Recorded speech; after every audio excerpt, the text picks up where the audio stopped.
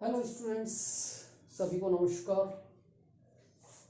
BSc part first की mechanics की इस क्लास में आप सभी का स्वागत है। कोटा यूनिवर्सिटी के सिलेबस के अनुसार नेक्स्ट यूनिट सेकंड सिलेबस में ये शायद पांचवी चौथी जो भी यूनिट होगी, तो इट्स द यूनिट इलास्टिसिटी, प्रत्यास्थता। विद्यार्थियों, प्रत्यास्था के बारे में आप लोग पिछले सालों में पढ़ चुके हैं, काफ़ी पढ़ा है आपने।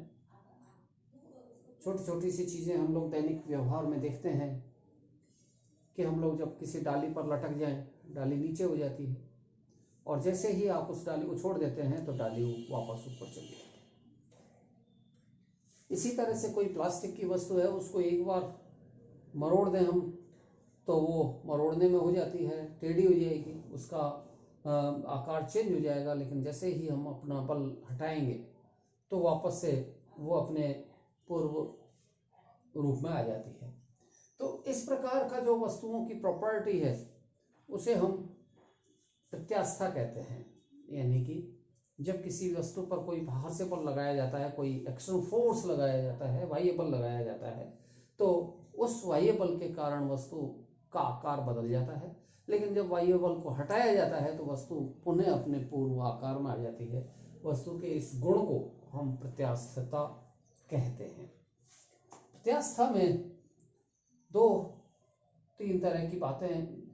एक तो प्रत्यास्था में है कि जो पूरी तरह से प्रत्यास्थ हैं उनमें 100% जब प्रत्यास्थ होंगी तो जितना भी बल लगाएंगे और जितना भी उसका आकार परिवर्तित होगा वापस वो अपने पूर्व आकार में आ जाएगी। तो इस तरह की वस्तुएं जो हैं इनमें पूर्णतः प्रत्यास्थ वस्तुओं में पूर्णतः प्रत्यास्थ वस्तु या पदार्थ, वस्तु के स्थान पर हम ये कहें पदार्थ, सब्सटेंस, 100% इलास्टिक सब्सटेंस। तो इनमें जैसे क्वार्ट्स होता है, क्वार्ट्स एक प्रत्यास्थ वस्तु है, 100% में अपन कह सकते हैं उसको। एक होता है फॉस्फर ब्रॉन्ज,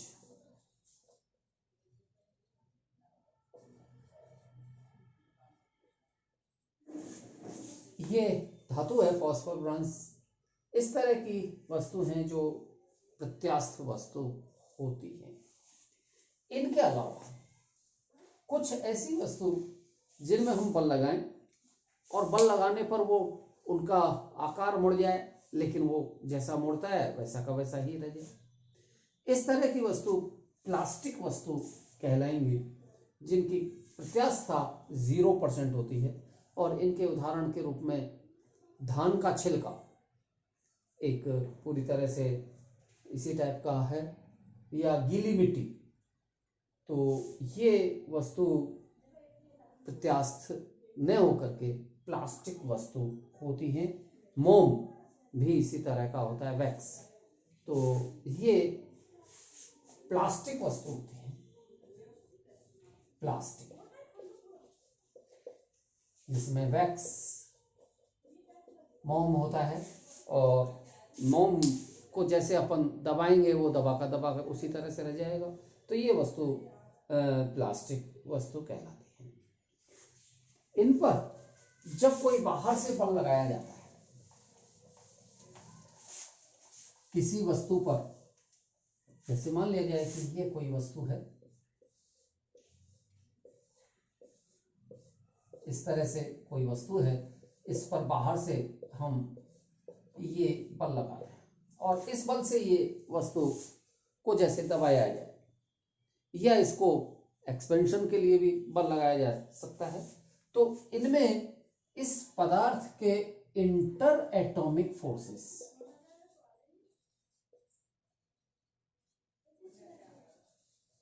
ये प्रभावित होते हैं और अंतर परमाणुीय बल इसका विरोध करते हैं। जब वस्तु को बाहर से बल लगाएंगे तो वस्तु के परमाणु, पदार्थ के परमाणुओं के मध्य कार्यरत होने वाले अंतर परमाणुीय बल बाह्य बलों का विरोध करते हैं, और इस विरोध के कारण जब बाह्य बल हट जाता है तो वापस वस्तु अपनी पूर्वावस्था में आ जाती है। जो बाहर से बल लगाया जाएगा उस बल को हम एक्सटर्नल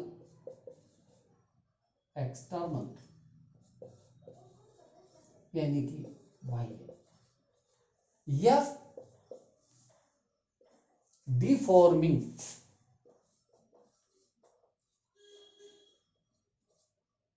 विरूपक बल कहेंगे। जो बाहर से बल लगेगा उसको हम बाह्य बल कहेंगे या विरूपक बल कहेंगे, जो उसको उसमें विरूपण उत्पन्न कर दे। तो इस प्रकार ये एक सिंपल इंट्रोडक्शन है इलास्टिसिटी के लिए कि इलास्टिसिटी वो वस्तु जिसमें कोई बाह्य बल लगाया जाए, विरूपक बल लगाया जाए, उसका आकार परिवर्तित हो जाए। इस बाह्य बल का विरोध इंटर एटॉमिक फोर्सेस करते हैं, और जब इसको हटा दिया जाएगा तो ये इंटर एटॉमिक फोर्सेस उस वस्तु के आकार को पूर्वावस्था में ला देंगे। तो ये कहलाती है, इस प्रॉपर्टी को हम नाम देते हैं इलास्टिसिटी। अब इलास्टिसिटी से संबंधित कुछ और फैक्ट्स हैं, कुछ बातें हैं, जिनमें सबसे पहली चीज आती है स्ट्रेस, प्रतिबल।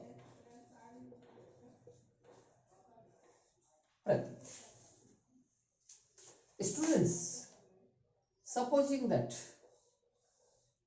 it is a surface of a body,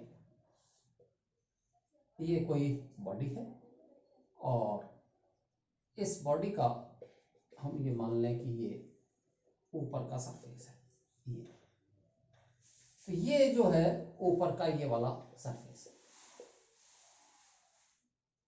इस सरफेस पर अगर हम कोई एक्सटर्नल फोर्स लगाते हैं F, ये एक्सटर्नल फोर्स है जो इसको विरूपित करता है। एक्सटर्नल फोर्स इसको दबाने की कोशिश करता है या इसको दबा देता है एक्सटर्नल फोर्स। तो ये बल इसको दबाता है। जितना बल ऊपर से लगेगा उतना ही बल इसमें अंदर रिएक्शन बल उत्पन्न होगा इंटर एटॉमिक फोर्सेस के कारण। रिएक्शन, प्रतिक्रियात्मक बल। तो एक ये बल तो हुआ, ये वाला बल तो हुआ बाह्य एक्सटर्नल फोर्स, और ये वाला बल जो इसमें अंदर क्रिएट होगा ये होगा प्रतिक्रियात्मक बल, रिएक्शनल फोर्स, प्रतिक्रियात्मक बल।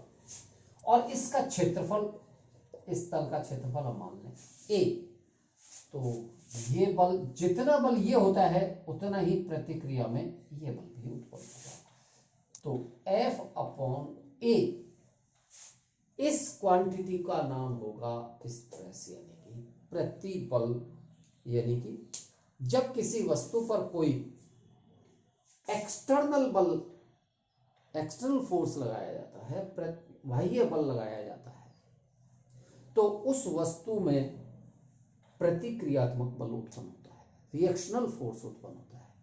और प्रति एकक क्षेत्रफल उत्पन्न होने वाले प्रतिक्रियात्मक बल को हम स्ट्रेस यानी कि प्रतिबल कहते हैं। इसका मतलब है कि स्ट्रेस दैट बिकम्स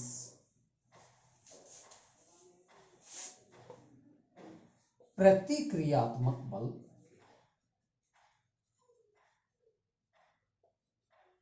प्रति एकांक क्षेत्रफल। तो ये क्षेत्र प्रतिक्रियात्मक बल अपॉन क्षेत्रफल, यानी ये वैल्यू होगी F/A, और इसकी यूनिट न्यूटन प्रति मीटर स्क्वायर, या तो ये हो सकती है और या फिर डाइन प्रति सेंटीमीटर स्क्वायर। ये एमकेएस सिस्टम है और ये सीजीएस सिस्टम है। विद्यार्थियों एक चीज और ध्यान रखिए कि स्ट्रेस प्रतिबल की इकाई और दाब यानी कि प्रेशर की इकाई एक जैसी होती है। प्रेशर प्रति एकम क्षेत्रफल पर लगने वाला बाह्य बल होता है, लेकिन ये प्रति एकम क्षेत्रफल पर लगने वाला प्रतिक्रियात्मक बल होता है, जिसे हम स्ट्रेस कहते हैं यानी कि प्रतिबल कहते हैं। प्रतिबल तीन तरह से हो सकता है। एक प्रतिबल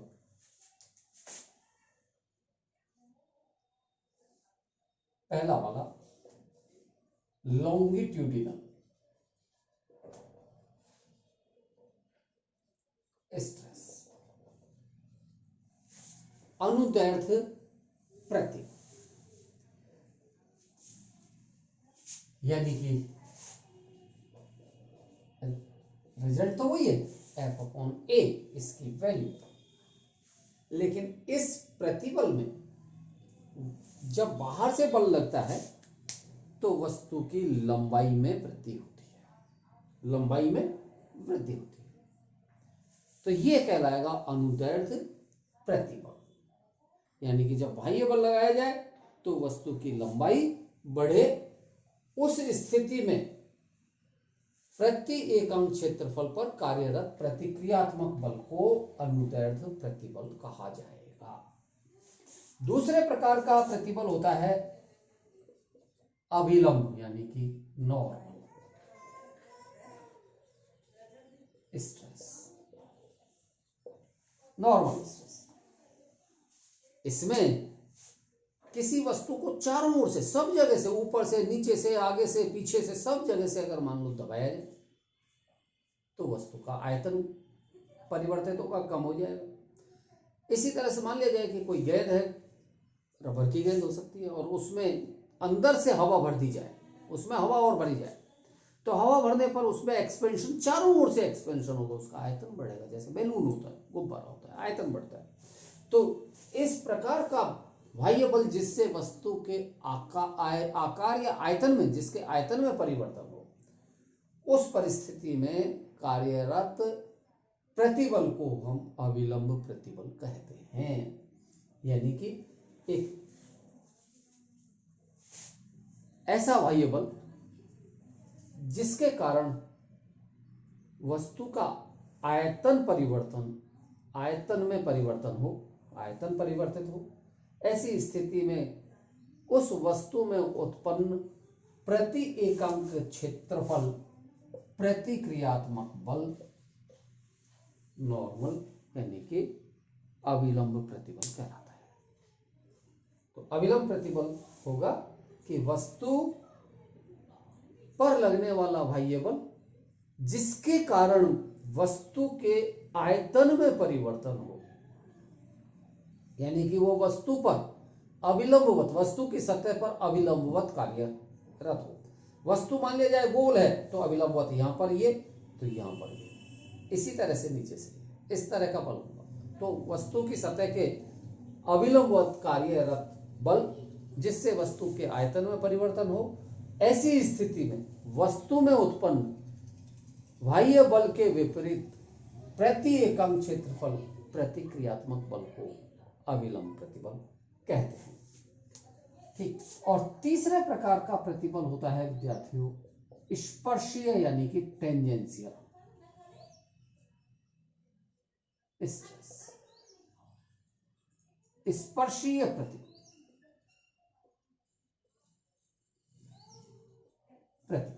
ये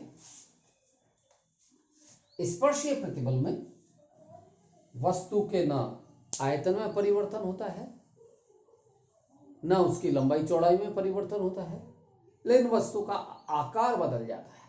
आकार इस तरह से बदलता है कि जैसे मान लिया जाए कि वस्तु कोई घनाकार वस्तु है, आयताकार वस्तु है, और इसके एक तल को तो फिक्स कर दिया जाए और दूसरे तल पर बल लगाया जाए इस तरह से, तो ये वस्तु इस तरह से है,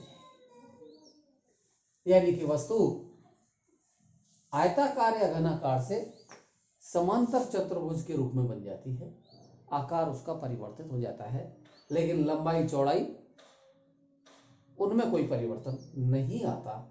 तो इस प्रकार के बल के कारण वस्तु के आकार में परिवर्तन होता है। इस बल का प्रति एकम क्षेत्रफल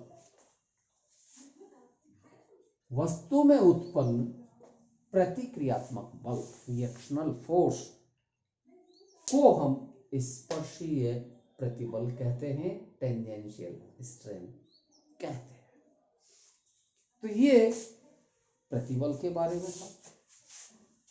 तीसरी इसमें जो और डेफिनेशन के रूप में आता है वो है कि जब हम तीन तरह के प्रतिबलों की बात करते हैं तो इन तीनों प्रकार के प्रतिबलों से संबंधित विकृतियां इनमें उत्पन्न होती है, स्ट्रेन उत्पन्न होता है। तो नेक्स्ट जो टॉपिक है वो है स्ट्रेन, विकृति। विकृति वस्तु के आकार में परिवर्तन, आकार में परिवर्तन अपॉन प्रारंभिक आकार, ये हम कहेंगे विकृति। यानी कि वस्तु के आकार में जितना परिवर्तन हो और प्रारंभिक आकार जैसा हो, उन दोनों का अनुपात विकृति कहलाता है। विद्यार्थी, ये भी तीन प्रकार से हो सकती है। पहली, ये जब लॉन्गिट्यूडिनल स्ट्रेस कार्यरत होता है तो ये लॉन्गिट्यूडिनल स्ट्रेन होगा।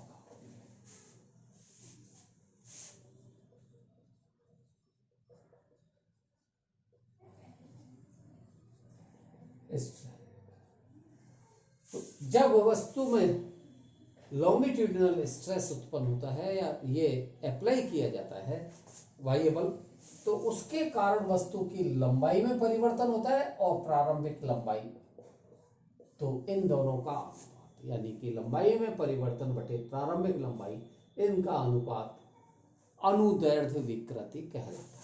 ये अनुदैर्ध्य विकृति, अनुदैर्ध्य। तो अनुदैर्ध्य प्रतिबल के संगत अनुदैर्ध्य विकृति, अनुदैर्ध्य विकृति। इधर अनुप्रस्थ प्रतिबल जब लगाया जाता है तो वस्तु के आयतन में परिवर्तन होता है। तो यहां पर दूसरे प्रकार की विकृति होती है, आयतन विकृति। आयतन विकृति नहीं कि जब वस्तु पर कोई बाह्य बल लगाया जाए और उस बल के कारण वस्तु के आयतन में परिवर्तन हो, तो आयतन में परिवर्तन बटे प्रारंभिक आयतन, इन दोनों के अनुपात को आयतन विकृति कहा जाता है। और तीसरे प्रकार की टेंजेंशियल है। तो इस टेंजेंशियल में केवल वस्तु का आकार चेंज होता है, वस्तु अपरूपित हो जाती है। तो इसको हम नाम देते हैं, तीसरे प्रकार की जो है वो है अपरूपण विकृति। अपरूपण विकृति, शेयरिंग स्ट्रेन, इसको कहेंगे शेयरिंग स्ट्रेन। और इसकी वैल्यू टेंजेंट फाई के रूप में या फाई कोण के रूप में लेते हैं। ये इस तरह से लेते हैं, जैसे मान लिया जाए कि ये मेरे पास में एक वस्तु है और इस वस्तु का ये तल फिक्स कर दिया जाए, इधर से एक स्पर्शीय बल कार्य किया और इस स्पर्शीय बल के कारण वस्तु का आकार परिवर्तित होकर के इस तरह से हो जाए, तो ये कोण फाई कोण, ये इसकी अपरूपण विकृति कहलाएगी।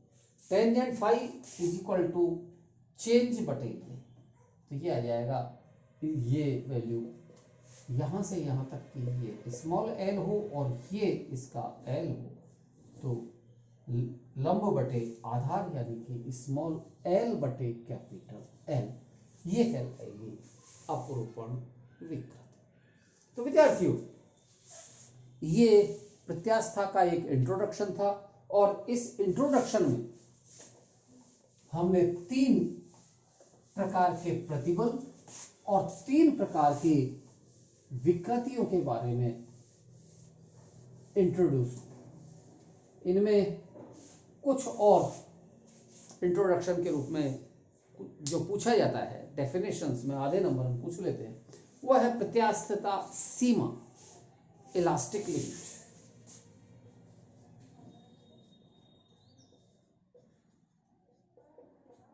प्रत्यास्था सीमा, तो वस्तु जब किसी वस्तु पर बल लगाया जाता है, छोड़ देंगे वो वापस अपनी पूर्वावस्था में आ जाती है, और बल लगाएंगे और उसमें खिंचाव होगा या उसका आकार में और परिवर्तन होगा, फिर वो वापस अपनी जगह पर आ जाती है। लेकिन एक स्टेज ऐसी आती है कि उस स्टेज के बाद में वस्तु पर अगर बल लगा दिया जाए तो फिर वस्तु अपनी पूर्वावस्था में नहीं आती। उस चीज को हम नाम देते हैं इलास्टिक लिमिट। एक होता है प्रत्यास्थता उत्तर प्रभाव यानी कि elastic after effect. Elastic after effect,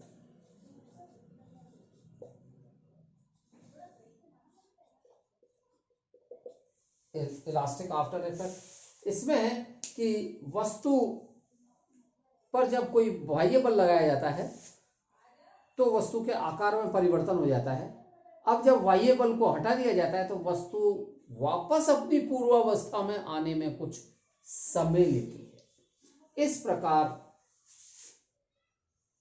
की गुण को हम इलास्टिक आफ्टर इफेक्ट कहेंगे, यानी कि प्रत्यास्था उत्तर प्रभाव कहते हैं।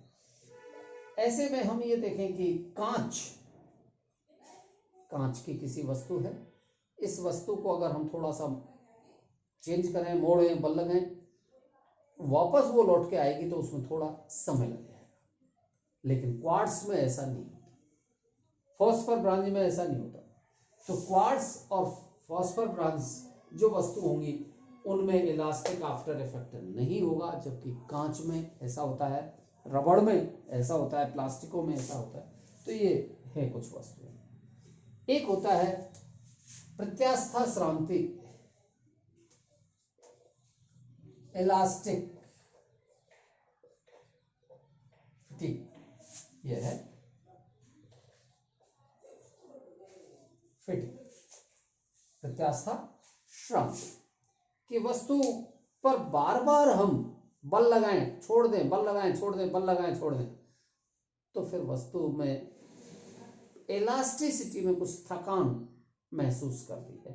इस प्रकार के गुण को हम प्रत्यास्था श्रांति कहते हैं। इसके अलावा एक चीज और है, वह है इलास्टिक प्रत्यास्था शैथिल्य, इलास्टिक हिस्टेरेसिस।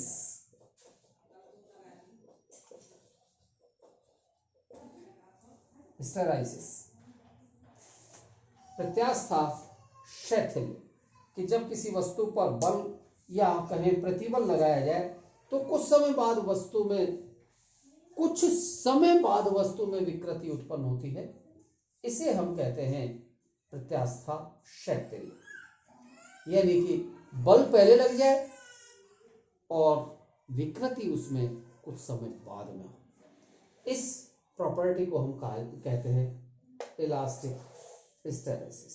तो ये कुछ डेफिनेशंस थी, इसका इंट्रोडक्शन है इलास्टिसिटी का।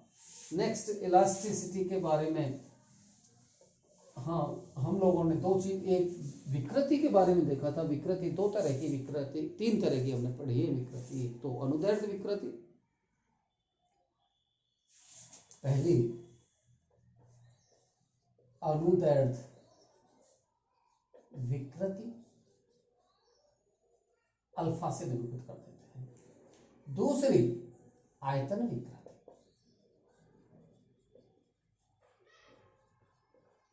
और तीसरी अपरूपण विकृति।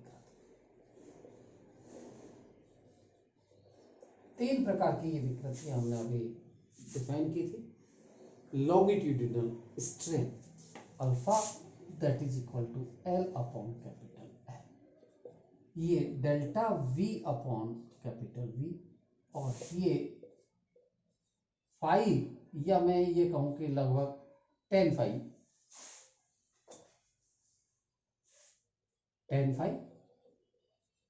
Nearly equal to phi is equal to small l upon capital L, या डेल्टा L जो भी हम लेते हैं।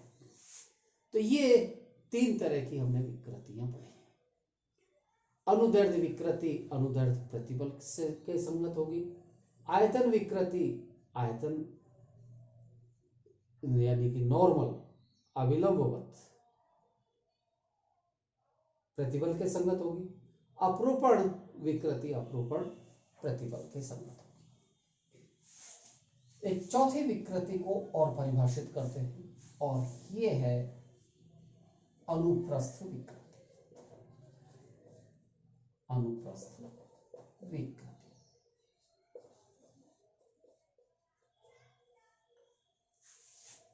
ट्रांसवर्स, ये लॉन्गिट्यूडिनल, ये ट्रांसवर्स। इसको निरूपित करते हैं हम बीटा से।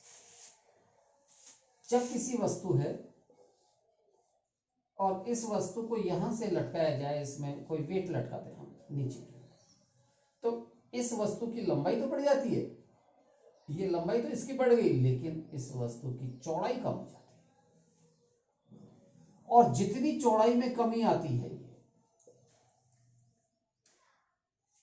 बीटा, तो वस्तु की मोटाई में कमी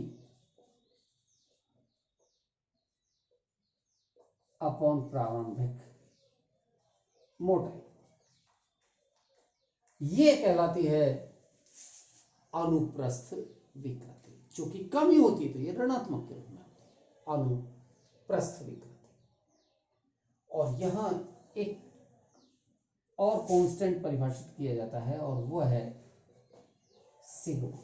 sigma that is Poisson ratio,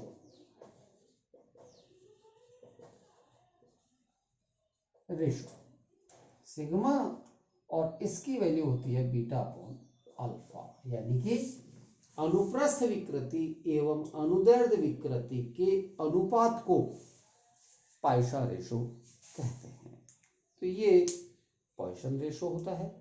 और मोटाई में कमी, इस चीज को अपन यूं भी लिख सकते हैं, small d upon capital D ऋणात्मक बटे ये तो ये रहेगा। और पॉइसन रेशो अल्फा के लिए ये वैल्यू आ जाएगी L अपॉन कैपिटल L, तो ये वैल्यू आएगी सिग्मा पॉइसन रेशो। तो ये कुछ इसका इंट्रोडक्शन था। इसके बाद में हम कुछ इलास्टिक कांस्टेंट्स पढ़ेंगे, जिनमें यंग्स मॉडुलस है, या बल्क का है, या मॉडुलस ऑफ रिजिडिटी है, अपरूपण गुणांक। तो ये तीन तरह के इलास्टिक कांस्टेंट्स हैं, और उसके बाद में कुछ आगे की चीजें नेक्स्ट लेक्चर में। तो ये केवल एक इंट्रोडक्शन था विद्यार्थियों। इस चीज को आप लोगों ने पिछले सालों में भी पढ़ा है, आप इनको एक बार फिर से रिवाइज कर लें। Okay, thank you.